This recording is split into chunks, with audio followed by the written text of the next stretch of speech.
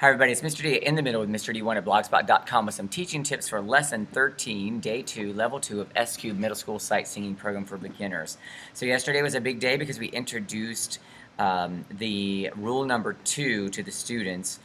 We gave them the sheets of paper, which I'm going to let mine keep so they can constantly refer to that because this is a lot of information for them to synthesize in this moment. So today when they walk in, the first thing we're going to do is apply those rules, and I'm not going to guide them at all. They're just going to walk in, they're going to see the warm-up that's inside the lesson.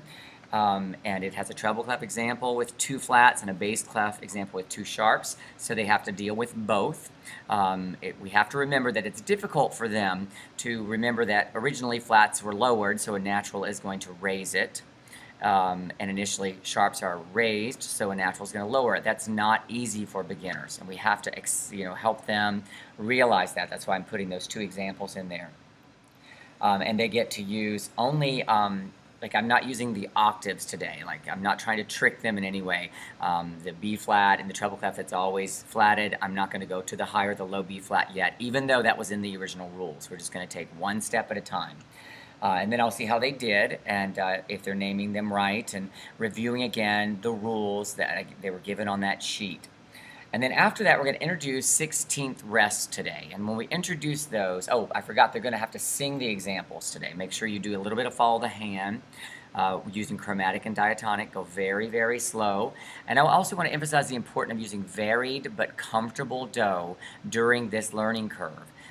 Don't try to use the real keys that I've written here. We go back to what the original series did, where we're learning something difficult, we use the ranges that are comfortable, and then we expand as time goes by.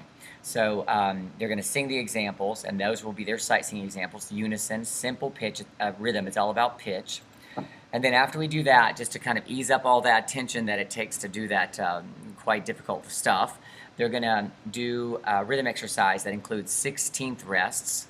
And we want to go very, very slow. Like I'm going to do an example of what it sounds like, and I'm going to remind them they have to lip sync the rests.